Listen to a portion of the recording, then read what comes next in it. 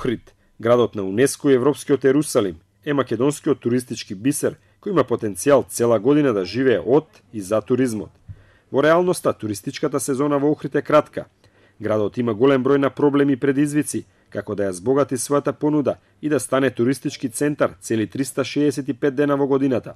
Странските, но и домашни гости очекуваат поквалитетни услуги и подобри сервиси, почист град, подобар сообраќај, подобри решенија на паркинг просторот. Барањата на охриѓани пак во голема мера не се разликуваат од оние на туристите, но имаат и своји. Тие од градските власти очекуваат подобра инфраструктура, но и нови можности за вработување и проекти за младите. Еден од најголемите проблеми на Охрид во последнава деценија е урбанистичката мафија, која зеде сериозен замав, загрозувајќи го дури статусот на град заштитен од УНЕСКО. Се чини како во Охрид да нема свето место каде не може да се гради. Голем проблем е и блокираната сметка на оваа општина. Охрид е дел од 18 општини низ Македонија, кои во моментов имаат блокирани сметки поради неподмирени долгови. Блокирани сметки во последниве години има и многу установи низ градот, како училишта и болници. Ова се само дел од предизвиците со кои треба да се соочи новата локална власт, која ќе го води градот во наредните 4 години. Охрид има тројца кандидати за градоначалник. Кандидат на коалицијата предводена од ВМРО ДПМН Митко Тилевски. Тој е поранешен пратеник во собранието, кој околу една деценија е директор на специјалната болница Свети Еразмо. Јован Стојановски е кандидат на коалицијата предводена од СДСМ. Тој е долгогодишен професор на Факултетот за туризам и угостителство. Беше носител на советничката листа на СДСМ на последните локални избори во 2013-та.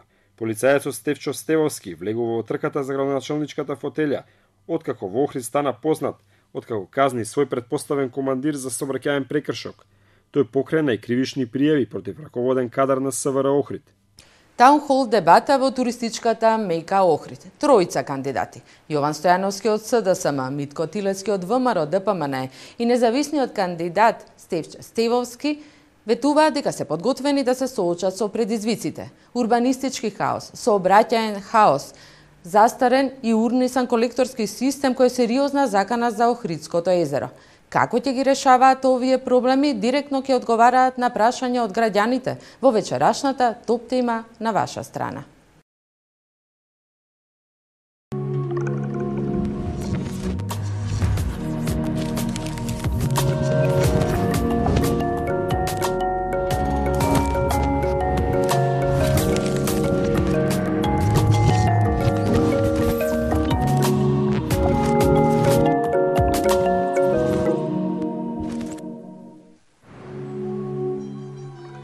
Добро вечер во топ тема на ваша страна. Вечерва сме во Охрид. Предизборно соочување на двајца кандидати за градоначалници Јован Стојановски од СДСМ и независниот кандидат Стефче Стевовски. Кандидатот за градоначалник на ВМРО ДПМН Митко Тилевски одби да се соочи со своите противници во трката за градоначалник на Охрид без образложение зошто тоа го прави. Во таунхол дебатата вечерва на двајцата кандидати за градоначалници прашања ќе им поставуваат представници на граѓанскиот сектор, моите колеги новинари, како и представници на нивните партии или поддржувачи.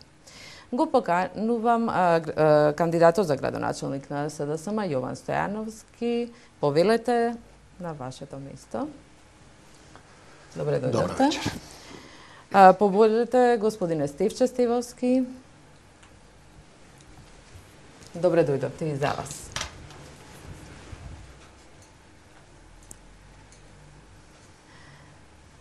Еве да почекаме да го заземете местото. Пред да почнеме со дебатата, ќе ги објаснам накусо и правилата. По минута и пол секој кандидат ќе има право да одговори на поставено прашање, 45 секунди ќе има право за реплика, а 35 секунди за контрареплика. Прашањата кои ќе ги представуваат представниците на партијата и представниците на независниот кандидат ги поставуваат на против кандидатот. Мислам дека можеме да почнеме и моето прво прашање до двајцата кандидати е во врска со сметката на општина Охрид. Оваа сметка е блокирана со години. Најавувате мноштво проекти. Како мислите пред се да ја одблокирате сметката на општина Охрид? Повелете, господине Стојановски. Блокираната сметка на општина Охрид е сигурно најгорливиот проблем со кој што се сочуваше и досегашното функционирање на локалната самоуправа, и ако не имаме скоро решение на овој проблем, ние ќе имаме и како нова локална самоуправа нерегуларно функционирање во наредниот 4-годишен период, и тоа и го повторуваме ние од Социјалдемократскиот сојуз во многу ситуации, и вие бевте сведоци за заедничкото седење на досегашната локална самоуправа со премиерот Заев дека мора да се дојде до едно хитно решение. Го повторуваме ставот дека раздолжување на општината мора да има, со тоа што раздолжувањето би почнало најпрво со рефинансирање на долгот, значи ние не можеме веднаш да го вратиме тој долг затоа што ги надминува можеби и два Колку е долгот? Буџетски капацитети. Па долгот е некаде околу 50 милиони и тој се движи во зависност и од тековните обврски и од оние проекти кои што произлегуваат од буџетските програми. Меѓутоа, кон тоа го додадеме и долгот на јавните комунални предпријатија, тогаш имаме една сериозна ситуација. Тоа е веќе и го надминува буџетот со кој што ние би располагале во наредните години на владење. Тука истекуваат вашите минута и половина. Повелете, господин Стевоски, како вие ќе одблокирате сметката на општина Охрид? Јавниот долг на општина Охрид од околу 50 милиони евра представува долг создаден од страна на двете политички партии кои што владеат со општина Охрид последниве 28 години. Одблокирањето на сметката на општина Охрид ќе биде неминовна, но пред се треба да се отпочне постапка за барање одговорност кој, зошто и како ја довел општината Охрид до банкрот. Секое друго решение, што значи ново задолжување на општина Охрид, а согласно законот за децентрализација и законот за финансирање на општина Охрид, општина Охрид е уште во прва фаза и нема право на повторно задолжување по никој основ. Долгот наследен од страна, од едната политичка партија, префален на другата, па повторно вратен на првата, односно од ВМРО ДПМН на СДСМ, од СДСМ на ВМРО, повторно вртење во круг, а без барање одговорност и од едната и од другата страна, создава една слика и кај мене и кај народот дека постои коалиција за ненапаѓање меѓу двете политички партии во Охрид. Но дали имате решение за одблокирање на сметката? Имате уште 10 на секунди? Решението за одблокирање на сметката е вршење анализа, колкав е тој долг, врските што ги има владата на Република Македонија да си ги преземе, а преку сопствени средства кои што ќе ги прибира општина Охрид со прибирање на даноци, такси и останати, да го намалува долгот. намалите долгот. А најавувате низа проекти доколку станете градоначалник, господине Стојановски, како ќе ги финансирате кога е блокирана сметка? Ова второ прашање е дефинитивно поврзано со на прво прашање кое што го поставивте. Никој не зборува за ново задолжување, ние го споменавме терминот кој што е јасен во економијата, рефинансирање на долговите, а тоа значи дека едно синдикално банкарско здружување ќе го преземе долгот кој што сега го имаме кон поединечните доверители и на таков начин би преминале од зона на скапо плаќање на обврските, затоа што плаќаме високи каматни стапки, казнени стапки, каматни стапки, законски, и плаќаме високи судски трошоци за настанатите долгови. Ако сето тоа го исплатиме кон поединечните доверители, се разбира доколку направиме и реална ситуација на долговите и по кој основ се настанати, ние би можеле со банкарски кредит кој што би изнесувал не повеќе од 4 до 5%, да имаме едно ефтино финансирање и што е најбитно во ануитети во наредниот 10 до 20 годишен период, за тоа сме се уште во фаза на разговарање. На таков начин ние би постигнале буџетска стабилност и буџетот кој што се движи некаде околу 15 милиони евра годишно би го имале во развојна функција и со тоа би можеле да ги финансираме проектите кои што вие ги спомнувате, а се разбира дека граѓаните ги бараат од нас да ги исполниме во наредниот период. Проектите вие ги најавувате и ветувате, господине Стевоски, како вие ќе ги финансирате проектите кои вие ги најавувате во оваа кампања? Општина Охрид во овој момент со блокирана сметка со општина Охрид која што се наоѓа во прва фаза на децентрализација. Општина Охрид која што согласно член 41 став 1 од Законот за локална самоуправа и Законот за финансирање на општините нема право на повторни задолжувања, нема право на повторни вработувања, односно правење трошоци на општината. Тоа значи дури не се рачисти таа ситуација. Ние да го најдеме начинот да ја одблокираме сметката на општината Охрид законски и да преминеме во втората фаза, односно средствата од општина Охрид кои што сега ни заминуваат во Скопје и со милост и молење од страна на централната власт, треба тие средства да ни се да ни се враќаат во Охрид. Значи, морат подитно да се одблокира сметката, да се најде законско решение и одговорност на тие што ја довеле до блокада. Секое друго префрлање дека требат општината повторно да се задолжуваат, без одговорност ние повторно влегуваме нови задолжувања, нови трошоци, тоа мора да заврши. Со нас на таунхол дебатата се моите колеги новинари, така да следните прашања ќе ги добиете од нив. Горан Момировски, мојот колега од Телма, повелете. Прашање до како планирате да се полни буџетската каса на општина? Мислам дека имаме мал проблем со микрофонот. Ке дури не се среди. Јас имам уште едно прашање повторно врзано со парите. Тоа е очигледно најболната точка на општина Охрид.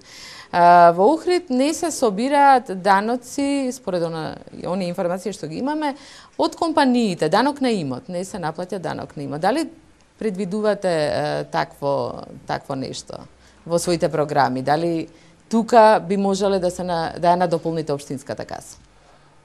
Во никој случај не може да имаме развој во една општина ако одиме по онај стар систем на харач, збирање. Значи, колку повеќе се оптоваруваат деловните субјекти со даноци, во толку повеќе се слабее економијата на долг рок. Се уште даночната политика во оваа фаза на децентрализација е политика на централната власт, додека локалната власт има само одредени даноци кои што треба да ги наплатува. Дали данокот на имот го плаќаат граѓаните? Тоа не е арач. Данокот на имот да не го плаќаат компаниите. Воведување на нов данок е секогаш непопуларна мерка. Данокот на имот си го плаќаат и во моментот граѓаните, но компаниите не го плаќаат. Граѓаните, че да довршам. Добро. Значи го плаќаат граѓаните, а ќе го плаќаат и компаниите на имотот кои што го поседуваат. Меѓутоа, најголем проблем е пресметковната вредност на имотот и на што најмногу се жалат граѓаните, а тоа е дека имаат превисока даночна основа на имотот кој што го поседуваат. Тука ќе биде главната корекција во доменот на новата локална самоуправа. Господине Стивовски. Според мене главен носител на прибирање на средства во буџетот на општината Охрид треба да представуваат собирањето на даноците кои што ја следуваат законски општината. Даноците моментално сега многу е лесно да ги соберете од граѓаните затоа што тие истите ќе потпаднат под влијание на извршители.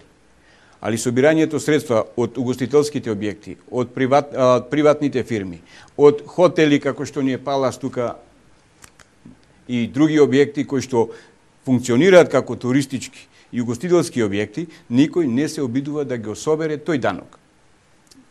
Фирмите кои што немаат намера да обавуваат дејност, а се регистрирани како фирми, они се обврзани да го плаќаат данокот, независно дали тие фирми функционираат или не.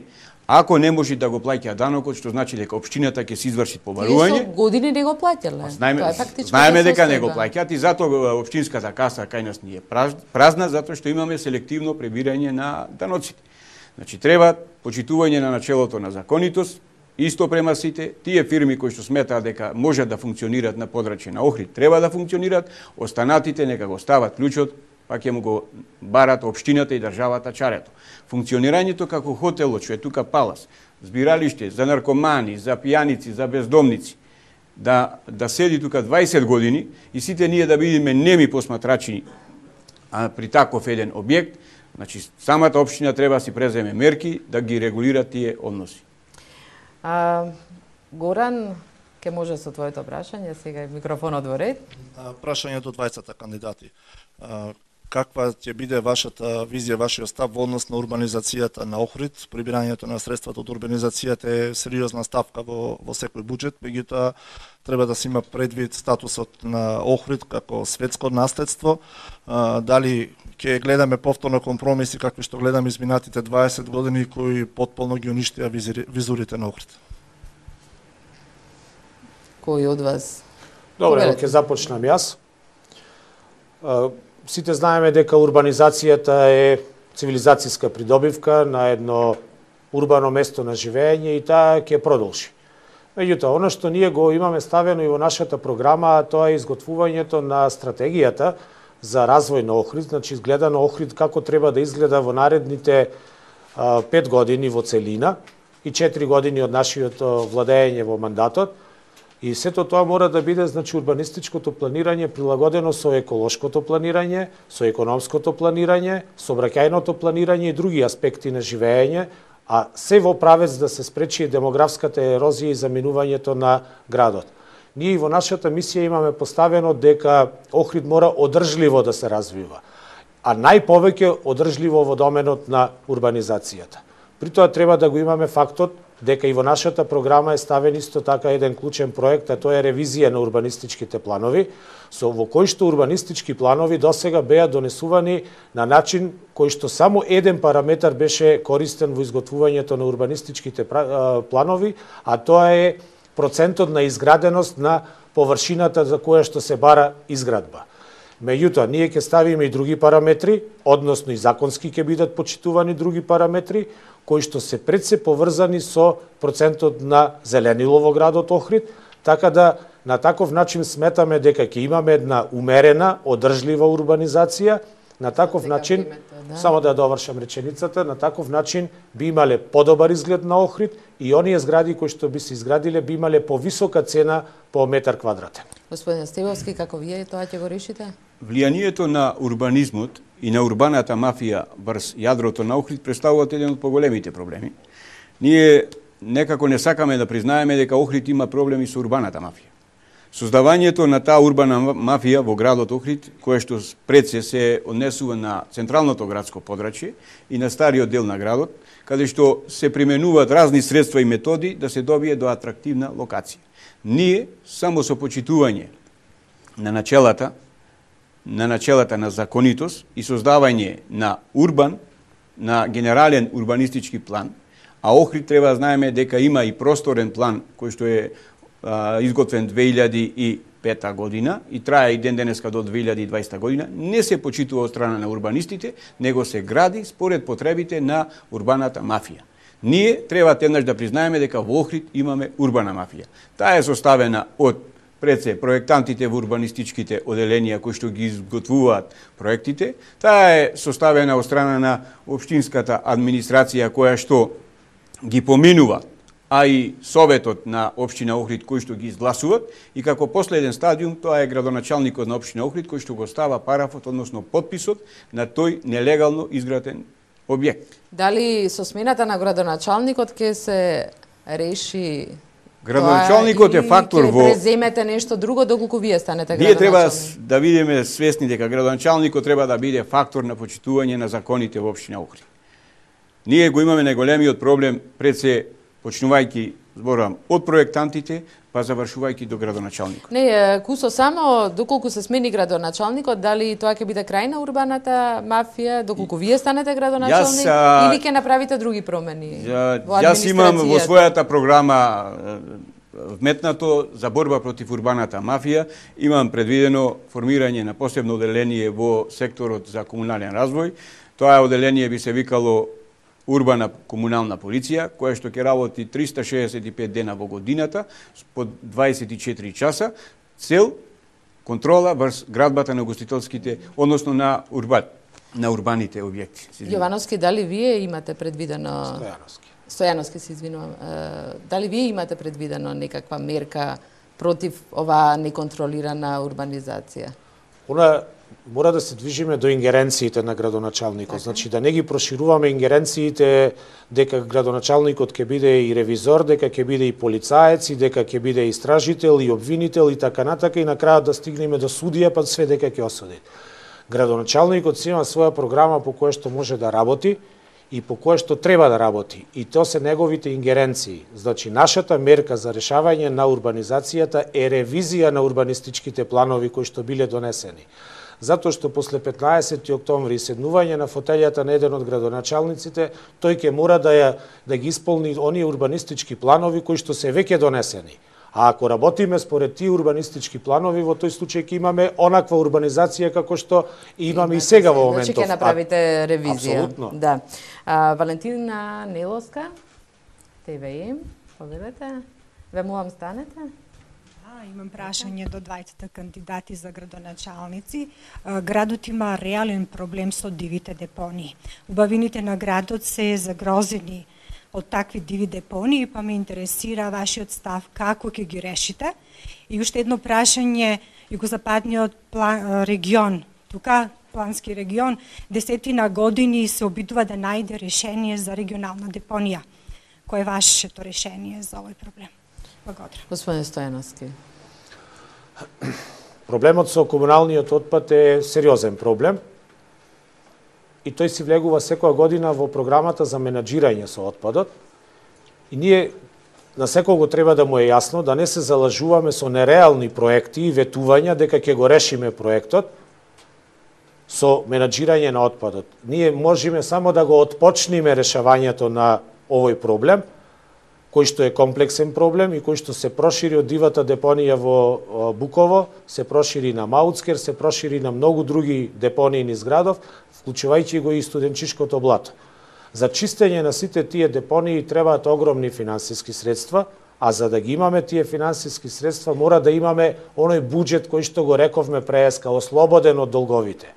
Но секако, мерките на Социјалдемократскиот сојуз во правец на решавање на овој проблем кој што ќе представува на секого да му го кажеме повеќе од 5-годишен план за решавање, значи во наредните 10 години, е да финализира со една фабрика за комунален отпад во кој што ќе имаме и рециклирање и депонирање на адекватен начин.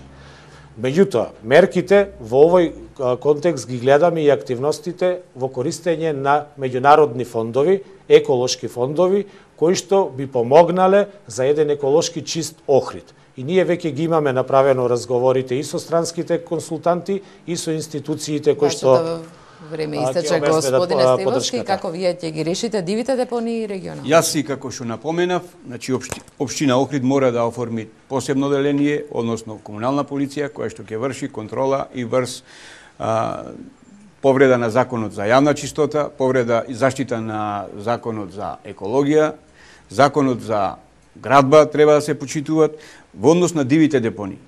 Ние, значи, ден порано, во колку не преземеме мерка, барем да го стопираме создавањето на нови депонии, може комотно да отпочнеме постапка за решавање на старите проблеми.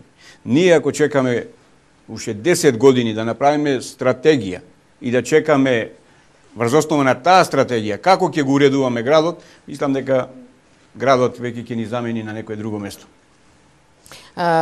Реплика, господине? Само кратка. Значи, никој не зборува дека 10 години ќе се прави стратегија. Стратегија се прави за краток временски период, меѓутоа имплементацијата на таа стратегија го надминува во решавање на овој проблем периодот од 5 години. Во рамките на тие 5 години, првите активности се во спречување на никнување на нови диви депонии, кои што никнуваат низ Охрид, и во правец на поставување на пилот проекти за решавање на проблемите кои што во моментот ги имаме со дивите депонии. Значи, во тие два правци би се одвивале активностите. Спречување на изворите на нови депонии и решавање со пилот проекти за да стигнеме до финалниот проект, а тоа е фабрика за отпад. Контра реплика? Мојот соговорник се кажува дека треба се направи, а треба да најдеме ние начинот на кој што тоа ќе го спречиме. Јас понудив опција создавање од сегашната општинска преку бројно вработена јавна администрација, дел од јавните предпријатија и дел од надворешен кадар да се создаде таа полиција која што ќе ни го контролира градот и во однос на јавната чистота. Сите поголеми туристички центри и сите поголеми градови кои што сакаат да ја заштитат својата околија, ја имаат таа... И да, истече времето за контра. Дали вие сакате контрареплика, господин Стојановски? Значи, оно што го предлага кандидатот, ние денеска го имаме во локалната самоуправа и постои таква инспекција, може само да разговараме за ефикасноста на нејзиното функционирање, дека ќе се подобри и тоа може да се подобри. Следно прашање, Милчо Јовановски, Публицитет МК. Добро вечер. Често се зборува за колекторот и тоа е најголема тема на која се осврнуваме со години назад и како новинари, но би сакал да прашам конкретно, не околу функционирањето сегашно и идно, туку околу тоа, дали конечно покрај она репарирање се размислува и конечно за опаѓање на целата територија на општина Охрид и Охридското езеро со колекторскиот систем, затоа што можеме да кажеме дека веќе состојбата е алармантна, например во едно градиште или Трпејица или Љубаништа. И дали можеме да зборуваме за некој одреден конкретен рок за двајтата кандидати ова прашање, кога би можеле да очекуваме конечно да почне решавањето на овој проблем? Дали тоа сепаратно или може би целосно? Господине Стевовски, повелете ке почнеме одговор. Создадениот проблем на колекторскиот систем на општина Охрид не е проблем создаден од граѓаните на Охрид, ниту е тоа проблем на општина Охрид. Тој проблем со колекторскиот систем е создаден во 1983 година од страна на Социјалистичка република Македонија, која што поведе иницијатива, а граѓаните на Охрид преку самопридонес го... Јас зборував, значи, не за финансирањето сегашно. Ме молам конкретно што во иднина. Значи, како го гледате решавањето? Извини, кандидатот да одговори. Значи, ние треба први да одговорноста за тој колекторски систем е на владата на Република Македонија, кој што има обврска од 60% трошоците за одржување на тој колекторски систем и самото одржување и финансирање паѓа на терет на владата на Република Македонија. 20% паѓа на терет на општина Струга и 20% паѓа на терет на општина Охрид. Кој и зошто од страна на политичарите и на општинската администрација си ја само иницијативно, спротивно на закон, си ја презеде обврската општина Охрид да биде финансиер одржувач на колекторскиот систем и да создаде ново јавно предпријатие кое што ќе ни предизвикува долгови, тоа е најголемиот проблем. Проблемот со колекторскиот систем се решава, се враќа на тој што има надлежност над истиот. Односно, тоа е владата на Република Македонија, треба да го одржува, треба да го финансира, а општина Охрид треба да биде поддржувач на сите проекти кои што ќе произлезат за одржување на истиот. Господин Стојановски, како вие ќе го решите како иден градоначалник колекторскиот систем? Во однос на колекторскиот систем, кој што е најголемиот предизвикувач на загуби, ние имаме ситуација сега, дури дека тој колекторски систем и не постои, не функционира, а од друга страна дека е ни мое, ни твое, ни на Охрид, ни на Струга, на кој што е предаено на владение. Ако нештото не функционира, така треба и да се решава во тој правец, кај што е изворот на проблемот. Решението во овој случај е во неколку фази. Прва фаза, она што е веќе започнато, разговорите на сегашниот актуелен премиер Заев со сегашниот градоначалник Бакрачевски да продолжат и во иднина со нас како градоначалници, во кое што колекторот ќе премине во јавно предпријатие во државна собственост, заради тоа што никој, ама апсолутно никој, со магично стапче да дојде, не може да вети дека ќе го isfinansira колекторскиот систем. Точно е дека е основан од државата и треба да си го преземе државата и ние тука веќе ги имаме разговорите со премиерот. Она што е најбитно од све е да не се повтори ситуацијата која што се случуваше после изградувањето од 80-та до денеска, а тоа е втората фаза. Кој ќе менаџира? Значи, во моментов мора, ако треба, и тоа ќе го вршиме ние како притисок од градоначалници, бидејќи доколку е во државна собственост, да го менаџира исклучиво експерт, не и политичка личност. Значи, не некој од нашата партија или ако победи некој од другата партија. Значи, одржливоста на системот е она кој што сега го создаде проблемот. Ние го изградивме, но не го одржувавме. Истече, одиме на другото прашање, Тања Кувенџиска, Охрид Њуз. Моето прашање се однесува на туризмот, значи се уште ни се свежи впечатоците од изминатата туристичка сезона. проблеми кои што се привлекуваат години наназад, значи музика која што ече од сите страни, неможност за спиење во вечерните часови, што буквално од друга страна па ги тера оние странски туристи кон кои тежнееме со години надвор од градот, кои го оценат и доаѓаат пред се за природното и културно богатство. А наместо нив па доаѓаат млади луѓе кои претежно своето време го поминуваат во станови без да трошат пари. Може конкретно прашањето, вашата визија за развој на туризмот и дали овие работи ќе се повторуваат и понатаму? Господине Стевовски, која е вашата визија за развој на туризмот? Јас во својата кампања и на социјалните мрежи ставив еден видео запис каде што пеат петлите од Велестово. На многумина тоа му беше смешно. Али верувајте, тоа не е смешно, зашто јас бев полицаец и и денеска сум полицаец.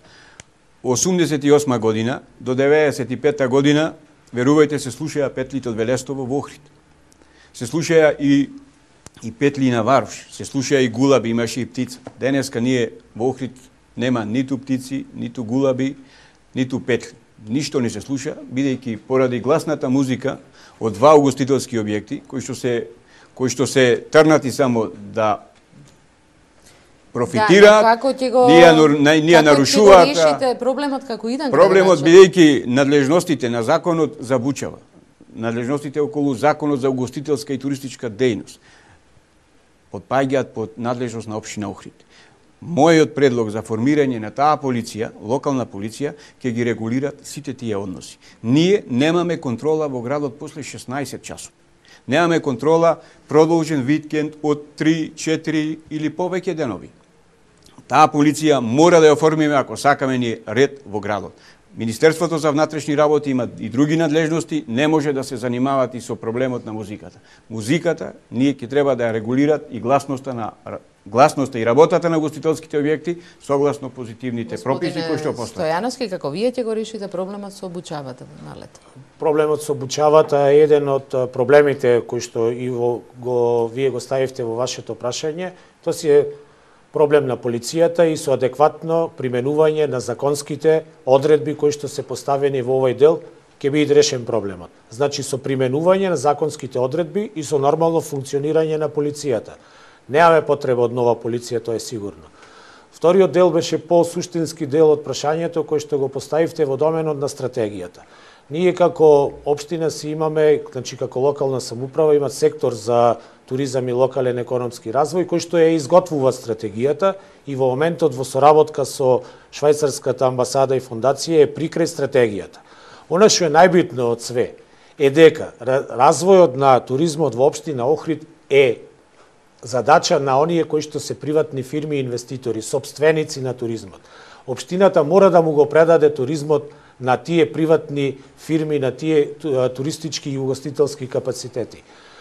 Општината Охрид, локалната самоуправа е задолжена во стварање на тој амбиент за развој на туризмот, да ги поттикнува тие инвеститори, а тоа е во доменот на брзо издавање на дозволи за градба, регуларно донесување на деталните урбанистички планови, политиките кои што ги води во прибирањето на она што го споменавте, даноци и такси, за да го релаксира развојот на туризмот во Охрид. Значи, амбиентот е нашата обврска. Господин Стевовски има реплика? Јас, за жал, мојот против кандидат 4 години е советник и треба да знае дека гласноста на музиката, спроведување на законот за угостителска и туристичка дејност, потпаѓа под надлежност на општината Охрид, односно нејзините инспекцијски служби. Министерството за внатрешни работи е вовлечено во спроведување на овие закони, бидејќи анемичноста на општинската администрација и инспекцијски служби доведуваат да тоа граѓаните вртат први на 192, а во општина нема на кого да се јават. Земањето самоиницијативно, односно изнуденото решение, полиција да го решава проблем, не води нас кон цивилно општество. Не води. Контрареплика? Значи, делувањето на полицијата не е само со мерки на казнување, и тоа треба да излезе од свеста на граѓаните. Делувањето на полицијата и во правец на превенција. Значи, може да седне да разговарат со тие сопственици, да му кажат дека ако не го почитуваат законот, значи пазите за што зборуваме, за непочитување на законот, тогаш ќе следи санкцијата. Значи, ние не зборуваме за полициска држава во која што граѓаните ќе бидат казнувани. Имате и вие контрареплика? Сите тие кои што го нарушуваат јавниот ред и мир во градов, согласност на музика, не се тоа неуки луѓе или неписмени, па да му се повторуваат секој ден дека треба да го почитуваат законот. Они свесно го кршат законот, искористувајќи ја немоките на општинската полиција и пријателските врски што ги имаат во Министерството за внатрешни работи. Ние имаме различен пристап према секој угостителски објект. На нас ни се случуваат одредени угостители да прашуваат кој полицаец или кој службеник е на работа, така да го штимува и своето работно време или гласност на музика. Тоа треба општината да си го преземе, господине, и да си ги реши тие проблеми. Министерството треба да вркат криминал. Продолжуваме натаму. Ристе Неоски од телевизија О2. Моето прашање е за двајцата, ќе се насочам повторно во туризмот, затоа што сите знаеме дека водечка гранка во Охрид е туризмот. Но исто така добро знаеме дека до транзицијата водечка гранка во Охрид и најпојќе што придонесуваше за локалната економија беше индустријата, каде што ги имавме сите оние гиганти, да не ги набројувам. Моето прашање е дали во идниот мандат ќе се насочите повторно на развој на туризмот или ќе гледате водечка гранка во локалната економија да биде индустријата и каква индустрија ќе биде тоа? Господин Стојановски, дали имате планови за враќање на индустријата? Многу млади се одселија од Охрид. Да, тоа е веројатно едно од прашањата кои што ќе следи за демографските трендови. Мерките кои што се во овој правец се повторно во она буџетска програма туризам и локален економски развој. Точен е фактот дека туризмот никогаш не бил водечка гранка, водечка во процентот на учество во општествениот производ кој што се создава во Охрид, меѓутоа е водечка во поглед на атрактивноста на Охрид. Значи, ние туризмот, реков, ќе го развиваме и стратешки со оваа стратегија која што е финален продукт, која што наскоро ќе излези, на која што ќе се направи ревизија, а и со учество на сите кластери во оние кои што се формирани во изградувањето на таа стратегија. И Охрид, општината Охрид ќе го помага развојот на туризмот со оние мерки кои што ги споменавме, а се разбира дека на таков начин, ако имаме ни еден добар туристички амбиент, значи добар деловен амбиент, во тој случај ќе имаме и локален економски развој, зашто прво треба да обезбедиме да обезбедиме индустријска зона. За да обезбедиме индустријската зона, мора да го чистиме онај диви депонии и баш ми е драго што ги поставувате сосема логички прашањата. Па таа е веќе според планот, освен ако не се предвиди ревизија, според урбанистичкиот план е предвидена во Маусхер. Меѓутоа имаме ние индустријска зона која што е на потегот од Лесковец према Косел, тоа е старото ЕМО, каде што има многу индивидуални инвеститори купено објекти и тие треба чекаат на нови урбанистички планови. Правецот на развој на Охрид е во доменот на лесната индустрија и ние веќе имаме голем број на инвеститори во соработка и со владата и со Агенцијата за странски инвестиции, но воедно и со поддршка на домашните инвеститори. Господине Стевовски, вашиот одговор? Сите три дебати се зборува дека ќе ја чистиме депонијата заради создавање на нова индустријска зона. Градот Охрид располага со 5 до 6 објекти кои што треба само да се дозволит и да се поклонат на новиот инвеститор, а не повторно создавање трошоци, како што кажува професорот, од 1 милион евра за чистење на депонија. Депонијата треба да се очисти и на тој простор треба да се изгради нешто друго. А ние за индустријски зони имаме празни хали од затворените фабрики. Почнувајќи дел од Застава, дел од Слобода, дел од Лихнида, дел од Братство. Значи имаме ние премногу слободен простор. Создавањето нови објекти во градот само ќе ни предизвикуваат повторно нови проблеми. Создавањето на таа индустријска зона ќе го кошта градот, зборувам, 1, 2 или 5, затоа што на таа индустријска зона општината Охрид и државата ќе треба да му обезбедат струја, вода и друга инфраструктура. А веќе имаме постоечки објекти. Мало само за оние кои што се гледачи поупатени, односно помалу упатени, затоа што повеќето од гледачите се упатени во тоа дека ние не располагаме со објекти, објектите располагаат приватните фирми. ние располагаме само со градежно земјиште кое што е во сопственост на Република Македонија и кое што можеме на различни начини да му го предаеме. Значи, дали е тоа долгорочен, краткорочен закуп или концесија, и со таа програма ние можеме да ги поттикнуваме локалните инвеститори. Ние не располагаме со објекти, општината не располага со објекти. Имате контрареплика? Имам јас контрареплика, затоа што треба да сме свесни. Објектите, каде што се изградија ЕМО, Застава, земјиштето е на Република Македонија. Самиот објект, халата, е собственост на инвеститорот, односно собственост на Застава, бивша Југославија, собственост на Лихнида, собственост на Брасно. Самата земја не е собственост на имателот на владење на тој објект. Станеска, имате не, немам потреба, мислам дека е јасен беше мој став. Михаил Постоловски од Охрид Ньюз, повелете за вашето прашање. Оглед дека јас сум спортски новинар, малце ќе сменам областа и ќе поставам на прашање на спортот. Дали конечно водените спортови, дали и каков третман ќе добијат од локалната самоуправа, кои се вистински символ на градот, не само во нашата земја, туку во странство, и каква визија имате за развивање на спортот? Повелете, господин Станески, сега од вас. Вака, значи, во поглед на спортовите на вода, ние во оваа програма намерно го одбегнавме, но тоа не значи дека ние не водиме сметка. Прво, веслачкиот клуб е институција во градот. 23-та година формиран, а ние дојдовме во ситуација да се затвори, заради одземање на основните средства. Ние ќе го решиме центарот на вода во онај момент кога ќе биде решен студенчишкото блато. Ако го решиме студенчишкото блато и знаеме колкав дел остануваат под блато, колкав дел не е блато, во тој случај ние тука ќе направиме еден модерен центар на вода, а ако не, тогаш имат резервно решение кое што е кај мостот преку каналот. Меѓутоа, да знаете едно сигурно. Прво, сите долгови на веслачкиот клуб ќе му бидат платени, затоа што тоа е една од оние институции, би ги нарекол.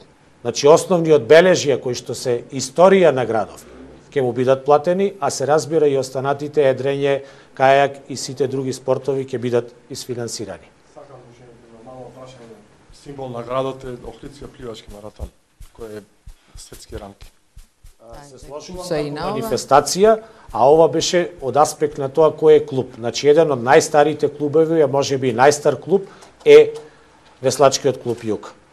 Како манифестација, и самите тоа добро го знаете, дека Охридскиот пливачки маратон е толку битна манифестација и е финансирана дури и под покровителство на претседателот на државата, кој да е.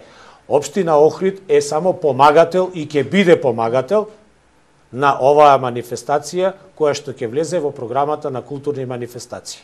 Значи, Охридскиот маратон не може да се изгуби. Господине Стевовски, која е вашата визија за развој на спортот во Охрид?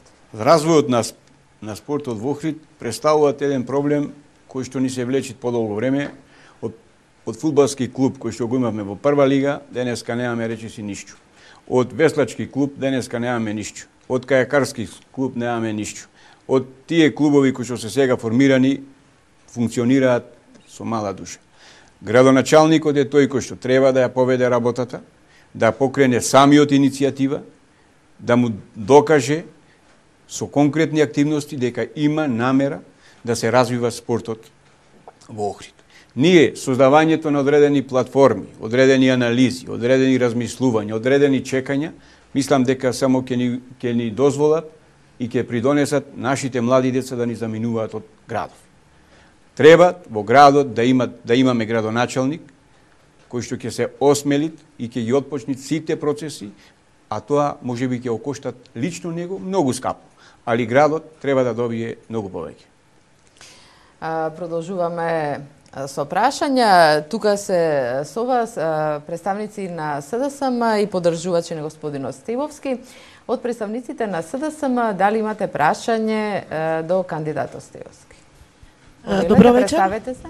Јас сум Весна Цветановска од Социјалдемократскиот сојуз на Македонија. Моето прашање до почитуваниот господин Стевовски би било која е вашата замисла околу иднината на спортско-рекреативниот центар Билјанини извори и како го замислувате развојот на спортот посебно кај младите генерации во Охрид? Спортско-рекреативниот центар моментално сега функционира како јавно предпријатие Билјанини извори. Работи со негативна финансиска сметка, а како резултат да работи подобро од страна на општината Охрид му се доделени и паркинзите. За развој на тој центар, ние пред се треба да сватиме, ако го развиваме и спортскиот туризам, спортско-рекреативниот центар треба да го направиме по европски терк, односно изградба на поголеми и помодерни трибини, изградба на и доградба на пливачкиот базен. Ние мора да ја преземе обврската и тој пливачки базен кој што се гради, а е по предлог на сегашната општинска администрација. Сето тоа треба да се согледа, да се направи за потребите на младите во Охрид и за развој на спортскиот туризам. Во публиката има и поддржувачи на господинот Стевовски. Дали имате прашање за господинот Стојановски?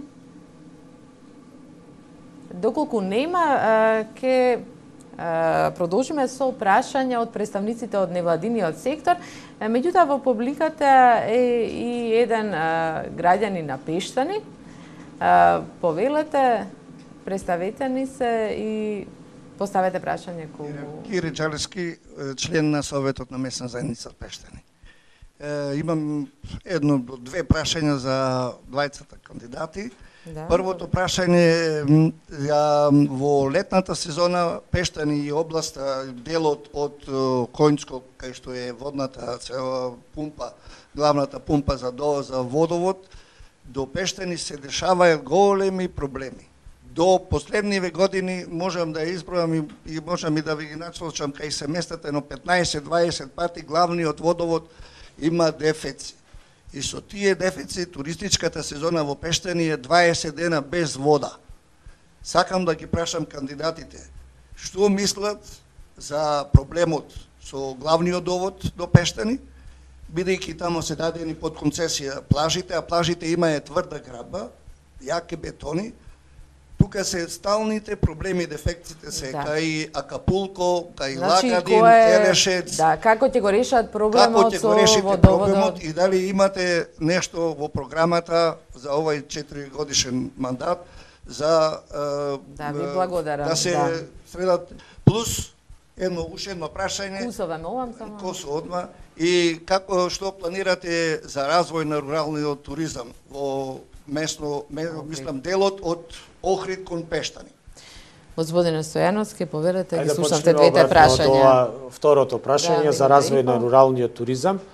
Значи, развојот на руралниот туризам ние го поврзуваме во делот на онаа програма која што ја реков за располагање со државно земјиште. Ние тоа земјиште кое што е во сопственост на Република Македонија дадено на управување на општина Охрид, го планираме да биде дадено само на оние инвеститори кои што планираат еколошки туризам.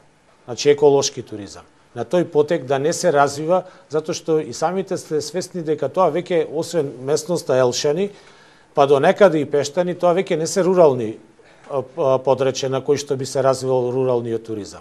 Но на оние места каде што општината Охрид располага со градежно земјиште, ќе бидат дадени на користење само на, ако го влезиме во јавно-приватно партнерство или давање под концесија на одреден закуп, само на, тука можеме да влијаеме само на деловни субјекти кои што ќе инвестираат во еколошкиот туризам.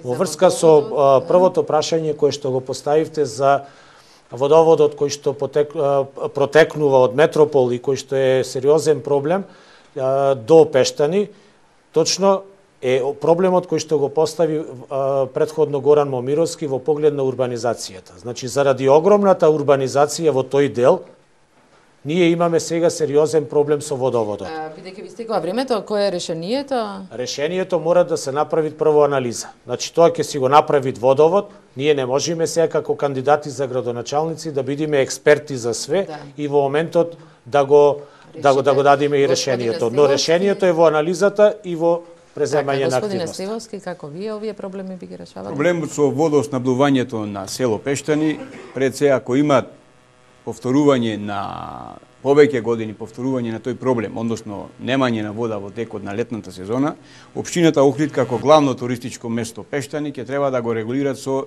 изготвување на посебна програма, односно обезбедување на вода од самото езеро. И самата вода која што се тера денеска до Пештани е дел од водата што се земат од езерото. А бидејќи јас живеам во село Елшани, ево, пештанци ми се пријатели, че му пуштам вода кој нема. Добро, дали имате реплика на ова или немам потреба. Да, тоа е неговото решение. Тука ќе направиме една куса пауза за реклами и се враќаме на дебатата во Охрид.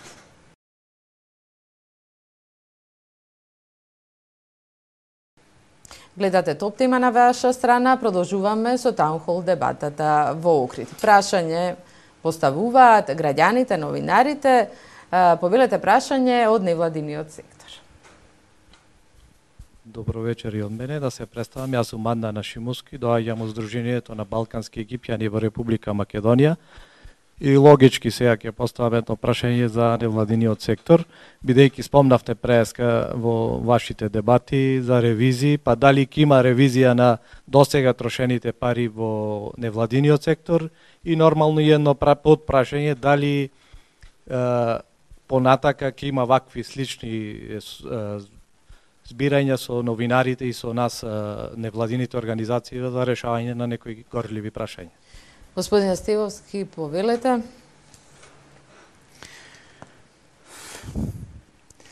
Ако можете, нека онегвитувам, јас малце да се сконцентрисам нешто. Добро, мислам дека господин Стојановски, да, ќе го повторим и прашањето. Да, ми е драго дека присуствуваат представниците од невладиниот сектор, затоа што нив ги сметаме за стратешки партнери во развојот на општината, затоа што голем дел од развојот на општината ќе биде во онај правец кој што го реков европски пари, а вие сте тука најагилните во изработката на проекти кои што на почеток ќе ви бидат подпомогнувани од страна на општината, а понатака во тој процес на одржливост ќе треба да постигнете и само финансирање со тоа што вие ќе аплицирате. Ревизија дека ќе биде направена, тоа е должност на секоја нова власт, за каде биле трошени претходните години парите, општинските пари, а најповеќе ќе ми е драго во доменот на секторот за невладени организации да биде направена ревизија, затоа што јас како советник 4 години се трудев да добијам извештај каде биле потрошени тој одреден износ на пари, само тоа го добивавме како податок, на кои невладени организации, за кои цели биле сите тие работи финансирани. Значи, тука дека ќе има ревизија, ќе има. Вториот дел го кажав дека ќе имате голема поддршка од страна на општинската администрација, затоа што и за проектно обучување, за изработка на проекти ќе бидете поддржани, но и директно финансирање. И во оној трет дел кој што го споменав, сакам да го споменам, е дека можете да дојдете во сабота во 12 часот, ќе ве повикаме и после емисијата, на кој што новата општинска администрација ќе потпише договор за соработка со невладиниот сектор. Господине Стивовски, како вие планирате да соработувате со невладиниот и дали ќе направите ревизија како се трошеле парите на овие организации? Прашањето на ревизија, а не преземањето после извршената ревизија, ние секојдневно во општината Охрид. Ние може да извршиме ревизија, али ако не преземеме конкретни мерки и активности тоа да не се повтори, односно да се имат одговорност за сторените злодела, тогаш немаме никакви ефекти од самата ревизија. Соработката на градоначалникот со невладиниот сектор е основа за создавање на помодерен град Охрид. Невладиниот сектор не е под влијание на политичките умови во Република Македонија. Невладиниот сектор е на рамниште на независен кандидат за градоначалник. Невладиниот сектор е тој кој што треба да ни ги даде правците за развојот на Охрид, бидејќи не има обврска према ниедна политичка партија или личен интерес. Ви благодарам. Мислам дека има и прашање од моите колеги новинари. Горан, повели? Прашање за 20 кандидати конкретно. Во 2017 го поставувам прашањево, иако го поставуваме секоја година, тоа е дека Охрид има сериозен проблем со бездомни животни, кучиња, на гарда стика која се провлекува и сериозен проблем за град. Како ќе го решите и дали може да добијат граѓаните на Охрид ветување дека во следниот мандат било кој да го добие овој проблем ќе го реши согласно законот и на хуман начин? Бидејќи сме сведоци на труење на животни, напади, убивање, знаете зашто зборам. Повелете сега вие. Во градот Охрид, покрај бездомните животни, ние имаме проблем и со бездомни луѓе кои што ни живеат по улиците и спијат по тезгите, по раскрсници и на останати места. Проблемот со животните треба да се реши со создавање на нова шинтерска служба, со собствено возило и место каде што ќе се дислоцираат тие кучиња. Создавањето на тие услови, знам дека предизвикуваат трошоци на самата општина. Али тоа е неминовно, бидејќи јас пред 3 дена бев сведок како една група од туристи да времето не изминува, како ќе го решите? Значи со шинтерска служба, со шинтерска служба што мора да се воспостави изгрижување на бездомниците, не само на кучињата, него и на бездомниците со создавање на дом. Мислам дека ваквата споредба е неприкладна, но вие избирате вие сте кандидат. Повелете господине Стојановски. Како ќе го решите проблемот со кучиња? Да, Социјалдемократскиот сојуз е сериозна партија, ние бевме на лице место во стационарот, разговаравме и затоа не го ставивме во програмата, затоа што не е едноставно решение. Првиот дел на мерките кои што треба да се преземат се мерки во доменот на носење на нови, значи прекинување на изворите за тие бездомни животни. Тоа е сериозен проблем кој што општинската администрација не може сама да го реши. Оние кои што се двајца во стационарот, секоја им чест за она што го прават, меѓутоа и тие не можат да го решат, но заедно ќе мора сите да го решаваме во соработка со полицијата. Значи, прво да го спречиме изворот. Вториот дел на мерките е да тие добијат трајно место, а тоа е најверојатно во доменот, односно во делот на Мауцхер, каде што се моментно стационирани, затоа што и во разговорите кои што ги имавме со нив, тие го бараат тоа место, меѓутоа проблем се таму други активности кои што треба да се преземат. Чистење на Мауцхер, пристапниот пат, сето тоа е еден сериозен проект кој што не може да влезе во една политичка програма. Убивање на животни не може да има, шинтерска служба не, имаме чистење на улиците на мирен начин. Уште едно прашање, сообраќаен хаос во Охрид се соочуваат туристите, контра реплика само Кусове, молам? Господинот спомена дека ќе ги ангажират и полицајците кои што ќе треба да се справуваат со кучињата.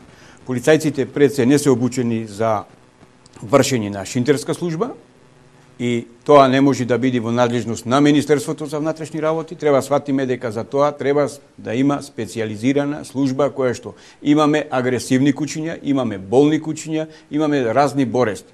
Полицајците само можат со своите службени оружја да го тепаат кучето. Друго ништо не може да сторат. Ако ние се бориме... Стојановски, сакате да одговорите на ова, бидејќи господинот тврди оти нема... Мојот став го разбра упатените луѓе во овој дел.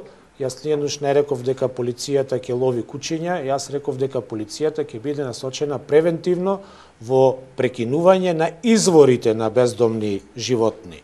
Значи, затоа што во моментов, дури и да ги спречиме сите животни да шетаат слободно по улица, нови ќе бидат донесени во Охрид. А тоа се случува и во моментот.